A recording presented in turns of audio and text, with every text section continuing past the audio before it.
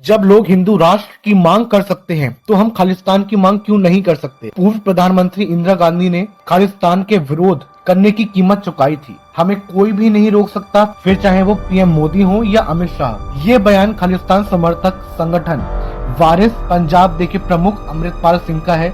दरअसल पंजाब में एक बार फिर से खालिस्तान में चर्चा में है। इससे पहले कृषि कानून के खिलाफ दिल्ली की सीमा पर 1 साल तक चले किसान आंदोलन के दौरान भी सोशल मीडिया पर खालिस्तान से जुड़े हैशटैग देखने को मिले थे। हालांकि खालिस्तान आंदोलन अब इतिहास बन चुका है।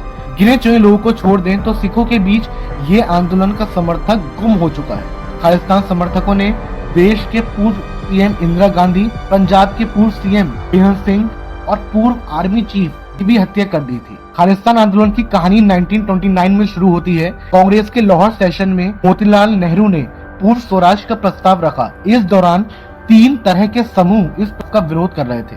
पहला समूह मोहम्मद अली जिन्ना का था, जो कि मुस्लिम लीग की अगुवाई कर रहे थे।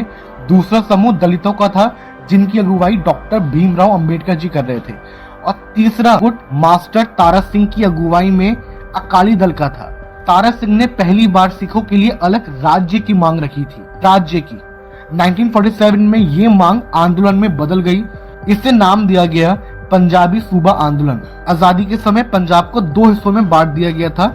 एक हिस्सा हिंदुस्तान की सीमा में आ गया और दूसरा हिस्सा पाकिस्तान की सीमा में चला गया था। अकाली दल की मांग थी कि सिखों के लिए भाषा के आधार पर एक अलग राज्य होना चाहिए। पूरे पंजाब में लगभग 19 साल तक ये सिख सूबे के लिए आंदोलन और प्रदर्शन चलते रहे। इस दौरान हिंसा की घटनाएं बढ़ने लगी और फिर कहीं जाके 1966 में इंदिरा गांधी सरकार ने पंजाब को 3 हिस्सों में बांटने का फैसला किया। पंजाबी बोलने वाले सिखों के लिए पंजाब, हिंदी बोलने वालों के लिए हरियाणा और तीसरा हिस्सा किया चंडीगढ़। चंडीगढ़ को केंद्र शासित प्रदेश बना दिया गया और इसी चंडीगढ़ को दोनों नए स्टेट की यानी कि पंजाब और हरियाणा की कैपिटल बना दिया गया था। इतने बड़े फैसले के बावजूद कई लोग इस बंटवारे से नाखुश थे। कुछ लोग पंजाब को दिए गए इलाकों से नाखुश थे तो कुछ साझा राजधानी के विचार से नाखुश थे। फिर 1973 में अकाली दल ने अपने राज्य के लिए ज्यादा अधिकारों की मांग करी, जिसमें पंजाब के लिए या फिर नए पंजाब के लिए एक अलग संविधान की मांग। और ये वही वक्त था जब एक राज्य की मांग एक देश की मांग में परिवर्तित हो गई थी। 1980 तक आनंदपुर साहिब प्रस्ताव के पक्ष में सिखों के बीच समर्थन बढ़ने लगा था। कहा जाता है कि प्रधानमंत्री इंदिरा गांधी के बेटे संजय गांधी ने उस समय अकाली दल के बढ़ते राजनीतिक प्रभाव का मुकाबला करने के लिए भिंडरावाले का समर्थन भी किया था। इसके बाद पुलिस और सेना से बचने के लिए भिंडरावाला स्वर्ण मंदिर यानी कि गोल्डन टेम्पल में जाकर छुप गया था। 2 साल तक सरकार ने कोई कदम नहीं उठाया। इसी दौरान भिंडरावाला गोल्डन टेम्पल के परिसर में बने अकाल तख्त पर काबिज हो गया था। आनंद साहिब रिवॉल्यूशन का एक ही कट्टर समर्थक था, जनरल सिंह भिंडरावाले। एक रागी के रूप में सफर शुरू करने वाला भिंडरावाला आगे चलकर एक उग्रवादी बन गया था।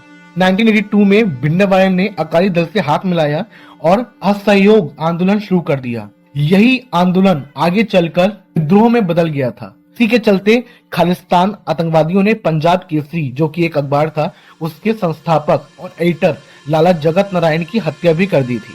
अब यहाँ से खालिस्तान मूवमेंट में इंडियन आर्मी की एंट्री होती है। पहले बहुत सारे विकल्पों पर चर्चा की गई। प्रधानमंत्री इंदिरा गांधी ने भिंडरावाले को पकड़ने के लिए एक गुप्त ऑपरेशन को लगभग मंजूरी दे दी थी। इसका नाम था स्नैच एंड ग्रैब। इस ऑपरेशन में करीब 200 कमांडोज को प्रशिक्षित किया गया था। कहा जाता है कि 5 जून को कांग्रेस के सभी सांसदों और विधायकों को जान से मारने की धमकी और गांव में हिंदुओं की सामूहिक हत्या शुरू करने की योजना का खुलासा होने के बाद ये फैसला लिया गया था। इंदिरा गांधी ने स्वर्ण मंदिर को भिंडरावाले और हथियारबंद समर्थकों से खाली करवाने के लिए सेना का जो अभियान शुरू किया उसे ऑपरेशन ब्लू स्टार का नाम दिया गया था। 1984 1 जून से 3 जून के बीच पंजाब में रेल, सड़क और हवाई सेवा यानी कि रेलवे और एयरपोर्ट बंद कर दिए गए थे। गोल्डन टेम्पल को होने वाली पानी और बिजली की सप्लाई भी बंद कर दी गई थी। अमृतसर में पूरी तरह से कर्फ्यू लगा दिया गया था। सीआरपीएफ के जवान सड़कों पर गश्त कर रहे थे। गोल्डन टेम्पल में आने जाने वाले सभी एंट्री गेट बंद कर दिए गए थे या पूरी तरीके से सील कर दिए गए थे। 5 जून 1984 को लगभग 10:30 बजे ऑपरेशन का पहला चरण शुरू किया गया, जिसमें स्वर्ण मंदिर परिसर के अंदर की इमारतों पर आग से हमला शुरू किया गया था। इस दौरान खालिस्तानी आतंकवादियों ने भी सेना पर खूब गोलीबारी की। सेना चाहकर भी आगे नहीं बढ़ पा रही थी। उधर पंजाब के बाकी हिस्सों में सेना ने गांव और गुरुद्वारों के आसपास सभी ऐसे लोगों को पकड़ना शुरू कर दिया था जो इस अभियान से जुड़े थे।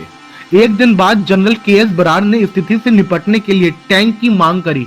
दुनिया के किसी भी मूवमेंट में आज तक कभी भी आर्मी की तरफ से कोई भी टैंक यूज नहीं किया गया, बट खालिस्तानी मूवमेंट में टैंक का इस्तेमाल किया जाने वाला था। 6 जून को कुछ घंटे की गोलीबारी के बाद भिंडरवाले और उसके कमांडरों के शव बरामद कर लिए गए थे। 7 जून तक भारतीय सेना ने परिसर पर कंट्रोल रखा। ऑपरेशन ब्लू स्टार 10 जून 1984 को दोपहर को में समाप्त कर दिया गया था। इस पूरे ऑपरेशन के दौरान सेना के लगभग 83 जवान शहीद हो गए थे, 249 घायल थे। सरकार के अनुसार हमले में 493 नागरिक मारे गए थे। ऑपरेशन ब्लू स्टार में लोगों की मौत होने के विरोध में कैप्टन अमरिंदर सिंह सहित कई सिख नेताओं ने कांग्रेस से इस्तीफा दे दिया था। 4 महीने बाद 31 अक्टूबर 1984 को प्रधानमंत्री इंदिरा गांधी की हत्या उन्हीं के 2 सिख बॉडीगार्डों ने गोली मारकर की थी। इसके बाद 1984 में हुए सिख विरोधी दंगों में लगभग 8000 से ज्यादा सिखों की जान गई थी। सबसे ज्यादा दंगे दिल्ली में हुए थे। आरोप है कि इन दंगों को कांग्रेस नेताओं ने बढ़ावा भी दिया था। एक साल बाद यानी कि 23 जून 1985 में कनाडा में रह रहे खालिस्तान समर्थकों ने एयर इंडिया की फ्लाइट को बम से उड़ा दिया था। इस दौरान 329 यानी कि 329 लोगों की मौत हो गई थी। बब्बर खालसा के उग्रवादियों ने इसे भिंडरवाले की मौत का बदला करार दिया था। 10 अगस्त 1986 को ऑपरेशन ब्लू स्टार को लीड करने वाले पूर्व सेना प्रमुख की पुणे में 2 बाइक सवारों ने गोली मारकर हत्या कर दी थी और उसके बाद खालिस्तान कमांडो फोर्स ने इस हत्या की जिम्मेदारी भी ली थी। फिर 31 अगस्त 1995 को एक सुसाइड बॉम्बर ने पंजाब के सीएम बेहन सिंह की कार के पास खुद को उड़ा लिया था। इसमें बेहन सिंह की मौत भी हो गई थी।